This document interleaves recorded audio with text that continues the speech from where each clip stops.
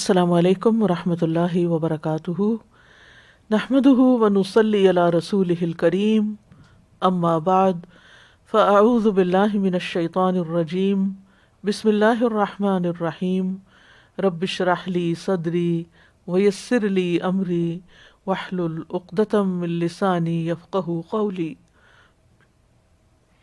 فَهَلْ يَنظُرُونَ إِلَّا السَّاعَةَ أَن تَأْتِيَهُم بَغْتَةً فَقَدْ جَاءَ أَشْرَاطُهَا فَأَنَّىٰ لَهُمْ إِذَا جَاءَتْهُمْ ذِكْرَاهُمْ۔ تو کیا یہ لوگ بس قیامت ہی کے منتظر ہیں کہ وہ اچانک ان پر آ جائے؟ اس کی علامتیں تو ظاہر ہو چکی ہیں، یعنی اس کا آنا بھی یقینی ہے کیونکہ علامتیں ظاہر ہو گئیں۔ جب وہ خود ہی آ جائے گی تو ان کے لیے نصیحت حاصل کرنے کا موقع کہاں باقی رہے گا، لہٰذا ہمیں آج نصیحت حاصل کرنی چاہیے اس کی علامات سے۔ نمبر 8 ہے مال سے متعلق علامات قیامت۔ قیامت کے قریب مال و دولت کی کثرت ہو جائے گی۔ ابو ہریرہ رضی اللہ عنہ سے روایت ہے، صحیح بخاری کی روایت ہے، وہ کہتے ہیں کہ نبی صلی اللہ علیہ وسلم نے فرمایا، قیامت آنے سے پہلے مال و دولت کی اس قدر کثرت ہو جائے گی اور لوگ اس قدر مالدار ہو جائیں گے کہ اس وقت صاحب مال کو اس بات کی فکر ہوگی کہ اس کی زکوٰۃ کون قبول کرے گا، اور اگر اس کسی کو دینا بھی چاہے گا تو اس کو یہ جواب ملے گا کہ مجھے اس کی حاجت نہیں، یعنی مجھے نہیں چاہیے، لینے والے نہیں ہوں گے۔ یہ نشانی ایک دفعہ تو ظاہر ہو چکی ہے اور دوبارہ بھی ہوگی، قریب کے زمانے میں بھی، جو عیسیٰ علیہ السلام کا زمانہ ہوگا۔ صحابہ کرام کے زمانے میں جب اسلامی فتوحات ہوئیں اور انہوں نے فارس اور روم کی سلطنتوں کو فتح کیا اور ان کے اموال تقسیم کیے، تو اس وقت عمر بن عبدالعزیز کے عہد میں یہ واقعہ ہوا کہ آدمی اپنا صدقہ پیش کرتا تھا تو لینے والا نہیں ملتا تھا، اور پھر دوبارہ حضرت عیسیٰ علیہ السلام کے زمانے میں واقع ہوگا۔ پھر ہے تجارت کا پھیل جانا۔ سنن نسائی کی روایت ہے عمر بن تغلب سے، وہ کہتے ہیں کہ رسول اللہ صلی اللہ علیہ وسلم نے فرمایا، بے شک یہ بھی قیامت کی نشانیاں ہیں کہ مال عام اور بہت زیادہ ہو جائے گا اور تجارت پھیل جائے گی، علم عام ہوگا، یعنی علم ظاہر ہو جائے گا، یظہر العلم، اور انسان کوئی سودا کرے گا تو کہے گا میں سودا پکا نہیں کرتا حتیٰ کہ میں فلاں قبیلے کے تاجر سے مشورہ کر لوں، کنسلٹنسی لے لوں، اور ایک بہت بڑے قبیلے میں کاتب تلاش کیا جائے گا تو نہیں ملے گا۔ یعنی اگرچہ علم ظاہر ہوگا لیکن کوئی کسی کے کام آنے کو تیار نہیں ہوگا، لکھ کر دینے کو تیار نہیں ہوگا، اور اب یہ لکھ کر دینا اور ان مالی معاملات میں لکھت پڑھت باقاعدہ ایک بزنس بن چکا ہے۔ تو ایک طرف کہا جا رہا ہے کہ علم ظاہر ہو جائے گا، یعنی کہ لٹریسی ریٹ بہت بڑھ جائے گا، لیکن اس کے باوجود لکھنے والے نہیں ہوں گے۔ اس سے یہ بھی مراد ہو سکتی ہے کہ قلم سے لکھنا جو ہے وہ ختم ہو جائے گا، کیونکہ ہر کوئی گیجٹس کے اوپر لکھ رہا ہے، اور بعض اوقات جو سالڈ ایک تحریر کاغذ کے اوپر ہوتی ہے اور اس کے اوپر دستخط کے ساتھ کوئی ایگریمنٹ کیا جاتا ہے، اس کی ویلیو کچھ اور ہوتی ہے بنسبت اس کے کہ ہر چیز ڈیجیٹل ہو، اور آئندہ زمانے میں معلوم نہیں اور کیا کیا وسائل آئیں گے، تو لوگوں کو کاتب نہیں ہوگا، یعنی کہ لکھنے والا ہی نہیں رہے گا، یعنی کسی کو لکھنا ہی نہیں آئے گا۔ تو بہت دفعہ ایسے بھی علم والے ہوتے ہیں جو صرف زبانی کلامی بات، قرآن حفظ کر لیتے ہیں، احادیث یاد کر لیتے ہیں، زبانی بہت کچھ جانتے ہوتے ہیں لیکن لکھ نہیں سکتے، تو اس میں سے کوئی بھی صورت ہو سکتی ہے، لیکن آپ صلی اللہ علیہ وسلم نے اس کی طرف اشارہ کیا۔ پھر ہے کاروباری مواقع قریب ہو جائیں گے۔ اب یہ جو دنیا گلوبل ولیج بن چکی ہے، آپ یہاں بیٹھ کے چائنا سے آرڈر کر لیں کوئی چیز، امیزون سے، دنیا کے کسی بھی حصے سے کوئی چیز منگوانا چاہیں آپ کے قدموں میں حاضر ہو جائے گی۔ گھر بیٹھ کر لوگ تجارت کر رہے ہیں۔ ابو ہریرہ رضی اللہ عنہ سے روایت ہے کہ رسول اللہ صلی اللہ علیہ وسلم نے فرمایا قیامت اس وقت قائم ہوگی جب فتنے ظاہر ہوں گے، یعنی زیادہ فتنے ہو جائیں گے، جھوٹ عام ہو جائے گا، منڈیاں قریب ہو جائیں گی، یعنی مارکیٹس قریب قریب ہو جائیں گی۔ اب اس میں آپ دیکھیے، آپ جس وقت کوئی چیز سرچ کرتے ہیں، علی بابا پہ سرچ کریں کوئی ایک آئٹم، تو آپ دیکھیں گے کہ کہاں کہاں کتنی ورائٹی اور کتنی آپشنز آپ کے سامنے آئیں گی۔ اگر آپ کو یہی گھوم پھر کر ایک شہر سے دوسرے شہر یا ایک علاقے سے دوسرے علاقے میں جانا پڑے تو آپ کا کتنا وقت ضائع ہوتا ہے، اور اب آپ صرف ایک کلک کے اوپر کبھی ایک ویب سائٹ کھولتے ہیں تو کوئی یورپ میں سامان ملے گا آپ کو، اور دوسری کھولیں تو امریکہ میں ملے گا، اور تیسری کھولیں تو ایشیا میں ملے گا، یعنی ہیں فزیکلی دور دور لیکن وہ قریب ہو جائیں گی۔ سبحان اللہ، کیسی کیسی حکمت کی باتیں آپ صلی اللہ علیہ وسلم نے کی ہیں، اور اس سے بھی آگے معلوم نہیں اور کتنا قریب ہوگی۔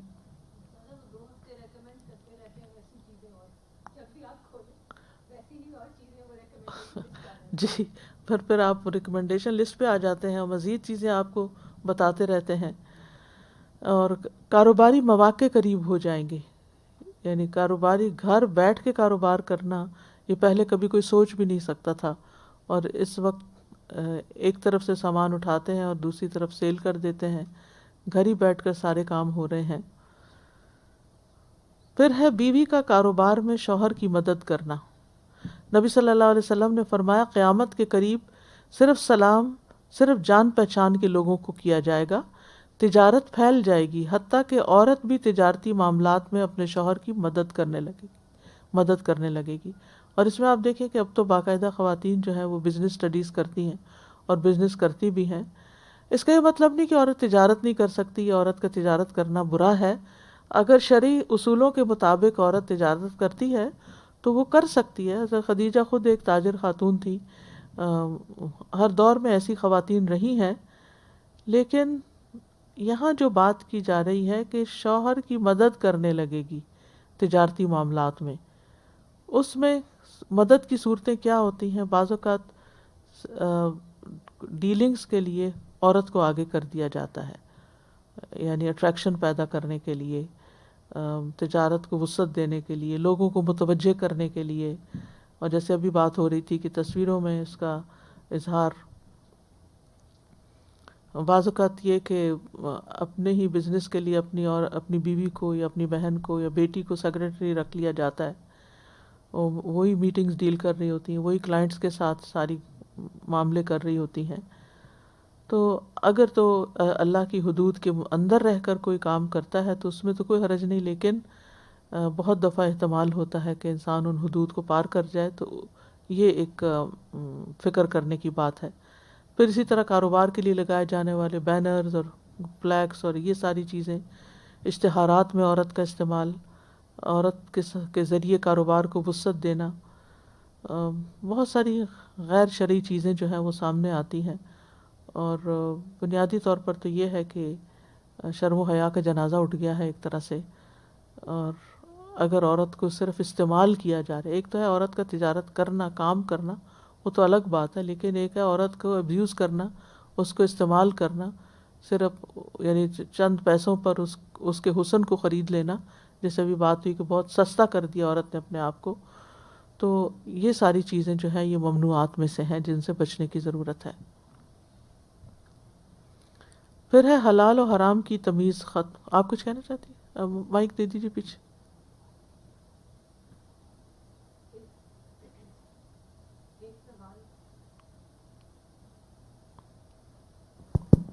ایک خیال آ رہا تھا استاذہ جی، یہ بیوی کا کاروبار میں شوہر کی مدد کرنا، اللہ عالم اب آگے، کیونکہ یہ نبی صلی اللہ علیہ وسلم کی پیشن گوئی ہے، آگے جا کے اس کی اور مزید کیا ڈیولپمنٹ ہو، لیکن in a small fraction of cases ایسا بھی دیکھا گیا ہے کہ بعض اوقات بیویاں شوہروں کے ساتھ کاروبار شروع کرتی ہیں۔ Everyone has different capacities, ان کا اپنا سوچ کا انداز ڈیولپ ہو جاتا ہے، وہ فائنینشیل انڈیپینڈنس جو ان کے اندر ڈیولپ ہوتی ہے. تو پھر بعض اوقات وہ کیا کرتے ہیں کہ ان کیس کہ اگر فیملی میں ڈومیسٹک لائف میں دوسرے کوئی چیلنجز یا کوئی ایسے ایشوز آتے ہیں تو وہ بڑے آرام سے پھر وہ ڈیورس سپریشن ہوتی. کیوں؟ کیونکہ وہ اس سے ایک اپنا کانفیڈنس ڈیولپ کر چکی ہوتی ہیں, اپنے آپ کو اسٹیبل کر لیتی ہیں کہ مجھے کام کرنا آتا ہے, I am not dependent on you. تو یہ ایک ایسا اسپیکٹ ہے جو میرے ذہن میں ایگزیکٹلی کہ انیشلی تو کاروبار میں مدد ہو رہی ہے, لیکن پھر بعد میں کیا ہوتا ہے بعض اوقات بہت کم لیکن ایسے کیسز بھی سننے میں آئے ہیں کہ جہاں پہ شیئرز اور بزنس کی ساری چیزیں پھر وہ آہستہ آہستہ بیوی کے نام ہوتی چلی جاتی ہیں, اور وہ ان اے کیس آف کہ جہاں کوئی ان کا ڈسپیوٹ آیا تو وہ شوہر کو بڑے آرام سے فارغ بھی کر دیتے ہیں کمپلیٹلی وہ بینکرپٹ کر کے, تو ریلیشن شپ بھی ختم اور فائنینشلی بھی اوور پاور کر لیا.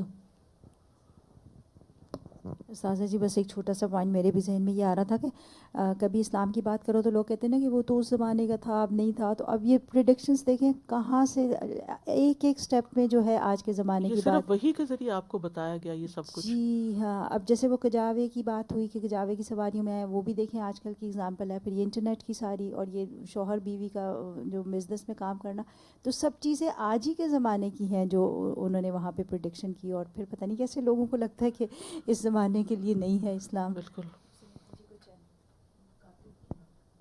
لکھنے والوں کے بارے میں بات کرنا چاہ رہی تھی کہ ابھی بھی لوگ نیٹ پہ سے نا وہ ایگریمنٹ فارمز نکال لیتے ہیں اور پھر خود ہی سے ہی ایگریمنٹس کر لیتے ہیں. اگر کسی ایکسپرٹ کو دکھا لیں تو اس سے بہت فرق پڑتا ہے. تو ابھی مجھے پچھلے دنوں کسی نے رینٹ کے لیے ایگریمنٹ فارم نکال کے اس نے خود ہی سے ہی ایگریمنٹ کرا دیا.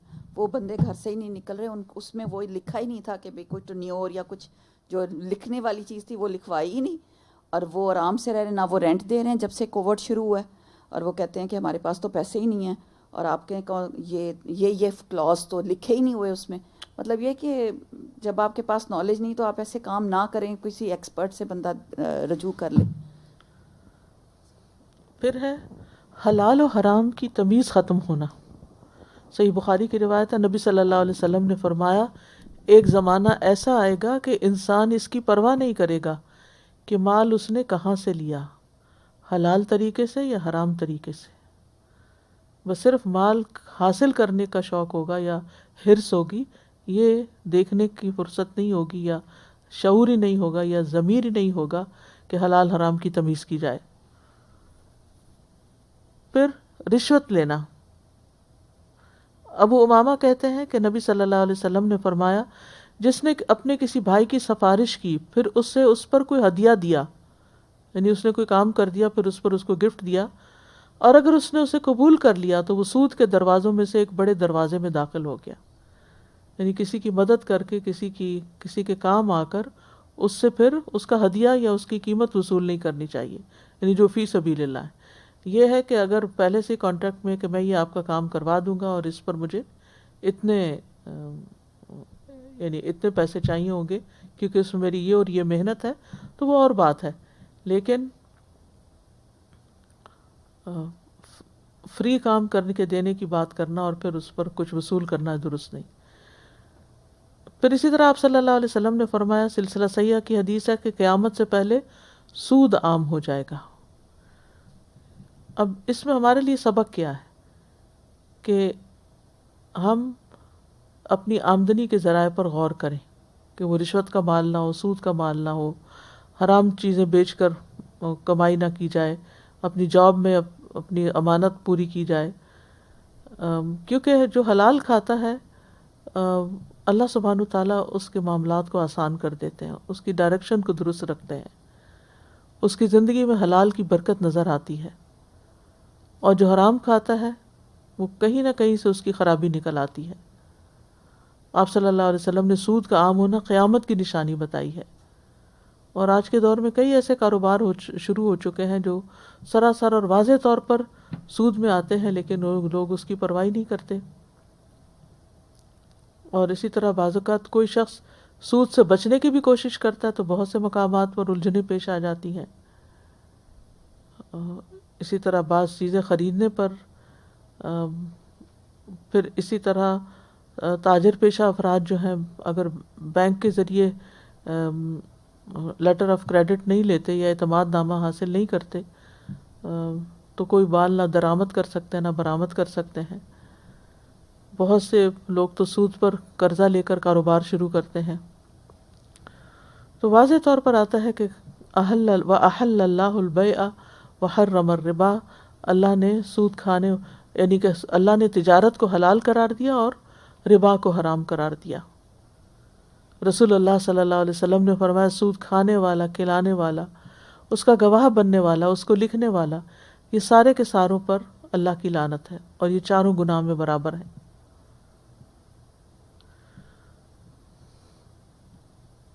تو یہ بہت ڈرنے کی بات ہے اور بہت احتیاط کی ضرورت ہے کہ جس چیز کی طرف آپ نے توجہ دلائی ہے اس کے بارے میں سنجیدگی سے یعنی انسان کو سوچنا ہوگا کہ ان چیزوں سے کیسے نکلے اور کس طرح انسان ان چیزوں سے یعنی حرام سے بچے. یعنی حد الوسع بچنے کی ضرورت ہے کیونکہ زندگی تو تھوڑی سی ہے، دنیا میں جو کچھ بھی ملا یہی رہ جائے گا، آگے اللہ سبحانہ وتعالیٰ کو کیا جواب دیں گے اس کی فکر ہونی چاہیے. حضرت عمر کے بارے میں آتا ہے، آپ نے کہا تھا کہ ہماری منڈیوں میں صرف وہی خرید و فروخت کرے جسے دین کی سمجھ ہو، ہمارے بازاروں میں صرف وہی تجارت کرے جسے دین کی سمجھ بوجھ ہو اور وہ سود نہ کھائے. ٹھیک ہے، یعنی عمر رضی اللہ عنہ نے صرف دین کی سمجھ رکھنے والے کو تجارت کرنے کی اجازت دی تاکہ وہ حرام کمائی سے بچ سکے. اسی طرح حضرت علی رضی اللہ عنہ کہتے ہیں کہ جو دین کی سمجھ بوجھ حاصل کرنے سے پہلے تجارت کرے گا وہ سود کی دلدل میں دھنس جائے گا، پھر دھستا چلا جائے گا اور دھستا چلا جائے گا اور وہ گر پڑے گا اور دھس جائے گا اور ادھر ہی اٹکا رہے گا، یعنی نکل نہیں سکے گا. تو یہ ہے کہ جو بھی شخص تجارت کرے، کام کرے، جو بھی کام شروع کرے اس سے پہلے دین کا مزاج سمجھ لے کہ کیا اس کے لیے حلال ہے اور کیا حرام ہے. پھر اور اگلی نشانی ہے غریبوں کا امیر ہو جانا، اونچی اونچی عمارتوں پر فخر کرنا. مسند احمد کی روایت ہے، ابو ہریرہ رضی اللہ عنہ کہتے ہیں کہ نبی صلی اللہ علیہ وسلم نے فرمایا علامات قیامت میں یہ بات بھی شامل ہے کہ بکریوں کے چرواہے لوگوں کے حکمران بن جائیں. برہنہ یا ننگے بھوکے لوگ بڑی بڑی عمارتوں میں ایک دوسرے پر فخر کرنے لگے اور لونڈی اپنی مالکن کو جنم دینے لگے. ابن حجر کہتے ہیں اس کا مطلب یہ ہے کہ ہر شخص اپنے مکان کو دوسرے شخص کے مکان سے زیادہ بلند تعمیر کرنا چاہتا ہے، اور آج کل مکان تعمیر کرنے سے زیادہ جو ٹاورز بڑے بڑے بنانے کا ایک کمپٹیشن شروع ہو چکا ہے دنیا میں، وہ بھی قابل توجہ ہے اور لوگ اس پر فخر بھی کرتے ہیں. لوگ گھروں کی زائد ضرورت جو زیب و زینت اختیار کرتے ہیں وہ بھی تفاخر کے لیے کرتے ہیں، کیونکہ یہاں پر آپ دیکھیں کہ حدیث میں ہے یتبارون فی البناء، یتبارون یعنی ایک دوسرے پر فخر کرنے لگیں گے بڑی بڑی عمارتوں کی وجہ سے. پھر اسی طرح گھروں کو سٹیج کی طرح سجایا جانا. سلسلہ صحیحہ کی حدیث ہے، نبی صلی اللہ علیہ وسلم نے فرمایا قیامت اس وقت تک قائم نہ ہوگی جب تک لوگ اپنے گھروں کو سٹیج کی طرح مزین نہ کریں گے. یعنی گھر تو رہنے کی جگہ ہے اور اس میں صفائی ستھرائی ہونی چاہیے، خوبصورتی بھی ہونی چاہیے. انسان کے اندر اللہ نے اس سے جمال رکھی ہے، ان اللہ جمیل یحب الجمال، اللہ تعالیٰ خود خوبصورت ہے، خوبصورتی کو پسند کرتے ہیں. لیکن اس طرح کی زیب و زینت اختیار کرنا کہ جیسے ایک نمائش کی جگہ ہو یا نمائش گھر بن جائے، رہنے کا گھر نہیں بلکہ ایک نمائش کا گھر ہے اور صرف تفاخر اور ایک دوسرے کا مقابلہ کرنے کا، تکاثر کا ہے، تو یہ چیز ممنوع ہے، اس سے بچنا چاہیے. آپ نے فرمایا قیامت اس وقت تک قائم نہیں ہوگی جب تک لوگ اپنے گھروں کو اسٹیج کی طرح مزین نہیں کریں گے. اسٹیج ہم سب جانتے ہیں کہ ایک پریزنٹیشن کی جگہ ہوتا ہے اور دکھاوے کی جگہ ہوتی ہے. پھر بخل کی کثرت ہوگی، ایک طرف اس طرح مال اڑایا جائے گا اور دوسری طرف جو ضرورت مند ہے ان کو دینے کے لیے نہیں ہوگا لوگوں کے پاس. ابو ہریرہ رضی اللہ عنہ کہتے ہیں کہ قیامت کی نشانیوں میں سے ہے کہ بخل اور بے حیائی ظاہر ہو جائے گی. اور اس میں آپ دیکھیے کہ ان یظہر الشح والفحش، شح جو ہے یہ بخیلی سے بھی زیادہ شدید ہے.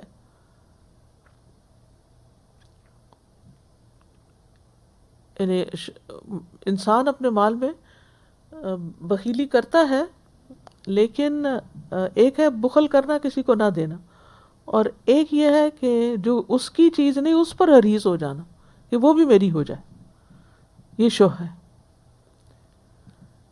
پھر کھانے پینے، پہننے اور سواریوں پر توجہ بہت ہو جائے گی۔ ابو امامہ کہتے ہیں کہ رسول اللہ صلی اللہ علیہ وسلم نے فرمایا، ان قریب میری امت میں ایسے لوگ ہوں گے جو طرح طرح کے کھانے کھائیں گے، رنگ برنگے مشروب پئیں گے، طرح طرح کے کپڑے پہنیں گے، گفتگو میں بے احتیاطی کریں گے اور طرح طرح کی سواریوں پر سوار ہوں گے۔ وہ میری امت کے بدترین لوگ ہوں گے، یعنی بدترین دور کی طرف نشاندہی کی۔ یعنی لوگوں کے پاس جب مال زیادہ آ جائے گا تو پھر لوگ اپنے کھانے، پہننے، رہن سہن، سواریاں انہی پر ہی بار بار خرچ کرتے چلے جائیں گے، اپنے مال کو اعلیٰ مقاصد کے لیے استعمال نہیں کریں گے۔ ایک اور حدیث کے مطابق انسانوں سے زیادہ جانوروں پر خرچ کریں گے۔ عبداللہ ابن عمر سے روایت ہے، وہ کہتے ہیں کہ رسول اللہ صلی اللہ علیہ وسلم نے فرمایا، لوگوں پر ایسا وقت بھی آئے گا کہ ان کے دل اجمیوں کے دلوں کی مانند ہو جائیں گے، وہ دنیا کو ترجیح دیں گے اور ان کا طریقہ آراب والا ہوگا، یعنی بدوؤں کی طرح ہوگا۔ جو بھی رزق ان کے پاس آئے گا وہ اس کو جانوروں پر لگا دیں گے، ان کو کھلانے پلانے سجانے میں۔ اب آپ دیکھیں کہ بعض جانور جو پیٹس ہیں ان کے لیے جو خوراک آتی ہے وہ کتنی مہنگی ہوتی ہے اور کتنا اس میں تردد ہوتا ہے۔ فرمایا جہاد کو تکلیف سمجھیں گے، زکوٰۃ کو جرمانہ اور چٹی تصور کریں گے کہ یہ ہمارے اوپر کیا ٹیکس لگا دیا ہے کہ ہم زکوٰۃ بھی پے کریں، حالانکہ وہ مالدار ہوں گے۔ پھر ایک اور روایت کے مطابق صحیح مسلم کی، مصر، شام اور عراق اپنے پیمانے اور خزانے روک لیں گے۔ ابو نضرہ سے روایت ہے، وہ کہتے ہیں کہ ہم جابر بن عبداللہ کے پاس تھے، انہوں نے کہا وہ وقت قریب ہے کہ اہل عراق کے پاس نہ کوئی قفیز آئے گا نہ درہم، قفیز کہتے ہیں پیمانے کو۔ ہم نے پوچھا کہاں سے، انہوں نے کہا عجم سے، وہ اس کو روک لیں گے، یعنی سینکشنز لگ جائیں گی۔ پھر کہا عنقریب اہل شام کے پاس نہ کوئی دینار آئے گا نہ مدین پیمانہ۔ ہم نے پوچھا کہاں سے، انہوں نے کہا روم کی جانب سے، ویسٹ سے۔ پھر تھوڑی دیر خاموشی رہنے کے بعد کہا رسول اللہ صلی اللہ علیہ وسلم نے فرمایا میری امت کے آخری دور میں ایک خلیفہ ہوگا جو لپیں بھر بھر کے مال دے گا اور اس کی گنتی نہیں کرے گا۔ یہ اس کے بعد کی بات ہے۔ اس وقت آپ دیکھیں کہ ان دونوں ملکوں کے حالات کیا ہیں، عراق اور شام کے، اور وہاں پر کتنی غربت ہے اور کس قدر مشکل میں ہیں وہ لوگ۔ نووی کہتے ہیں یہ ہمارے زمانے میں عراق میں ہو چکا ہے اور اب یہ موجود ہے، یعنی یہ نشانی ظاہر ہو گئی۔ یاد رکھیے جتنی بھی نشانیاں چھوٹی یہ کنٹینیو بھی کر سکتی ہیں۔ ایک قول یہ ہے کہ اس کی وجہ یہ ہے کہ آخری زمانے میں یہاں کے لوگ مرتد ہو جائیں گے اور ان کے لیے جو زکوٰۃ وغیرہ کی ادائیگی واجب ہوگی وہ اس کا انکار کر دیں گے، یعنی ان علاقوں میں لادینیت پھیل جائے گی۔ ایک اور قول یہ بھی ہے، اس کا مطلب ہے وہ کافر جن پر جزیہ دینا واجب ہے آخری زمانے میں ان کی قوت مضبوط ہو جائے گی، تو جو وہ جزیہ اور نفقات وغیرہ دے رہے ہوں گے اس کا انکار کر دیں گے۔ تو بہرحال یہاں لفظ منع استعمال ہوا ہے، اس کا مطلب یہ ہے کہ ظاہری معنی یہی ہے کہ ان کی قوت زیادہ ہو جائے گی اور وہ پھر دوسروں سے اپنے مال کو روک لیں گے، یعنی جو جزیہ والے لوگ ہیں۔ تو یہ چند علامات ہیں مال سے متعلق۔ اللہ سبحانہ وتعالیٰ ان تمام فتنوں سے محفوظ رکھے۔ اگر آپ میں سے کوئی کچھ کہنا چاہتا ہے تو موسٹ ویلکم۔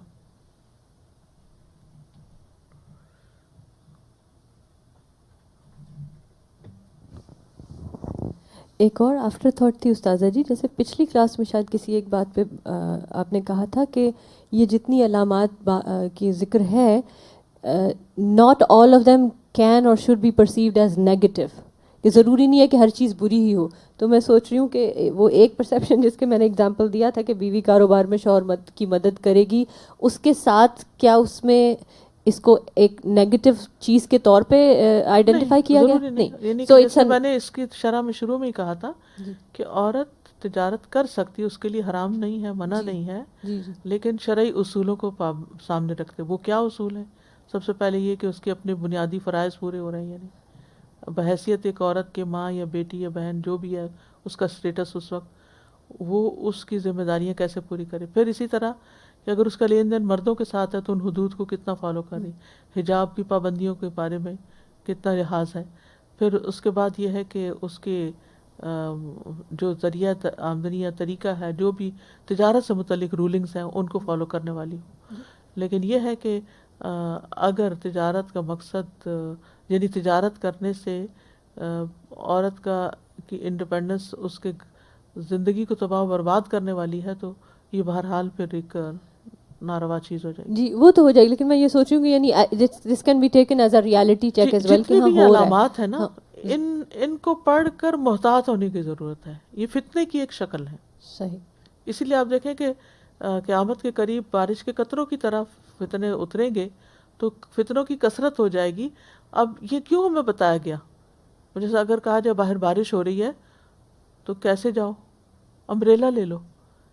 تو اگر فتنوں کی بارش ہو رہی ہے اور ہمیں ان کے بارے میں آگاہ بھی کر دیا گیا کہ یہ بھی فتنہ ہے، یہ بھی فتنہ ہے، یہ بھی، تو تم بچ کے چلو. تم اس میں ملوث نہ ہونا کہ اپنی آخرت برباد کر بیٹھو. استاذہ جی، یہ جو گھروں کو سٹیج کی طرح مزین کر دیا جاتا ہے، اور یہ تو بہت زیادہ ہے ہمارے یہاں ماشاءاللہ سے، مطلب کہ ہر جگہ یہ آپ دیکھیں کچھ ایسے حصے کارنر ہوتے ہیں جہاں کبھی استعمال ہی نہیں کیے ہوتے گھروں میں، اور وہ بس وہ ڈیکوریشن پیس، یا وہ ایسی الماریاں جن میں کرسٹل کے سالوں سال سے برتن پڑے ہوئے ہیں، وہ مہنگے ترین، جن میں نہ کبھی کھایا گیا نہ پیا گیا، صرف اور وہ صرف سجانے کے لیے ہوتے ہیں، وہ اسٹیٹس ظاہر کرتے ہیں نا، اور یوز میں کیا کریں جی. اور آئندہ خریدنے سے بچیں اور فخر نہ کریں اس پہ، فخر نہ کریں. چلیے آپ کچھ کہیں.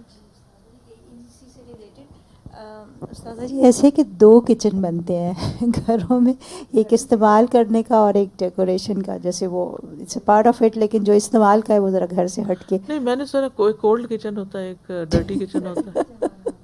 جی تو سبحان اللہ، یہ بھی اسی کی ایک قسم ہو گئی سبائش کی. اللہ سبحانہ و تعالی ہمیں ان فتنوں سے بچا کے رکھے اور صحیح دین پر عمل کرنے کی توفیق دے، اور آخرت کو مد نظر رکھتے ہوئے ہم اپنی زندگی گزاریں. وآخر دعوانا ان الحمد للہ رب العالمین.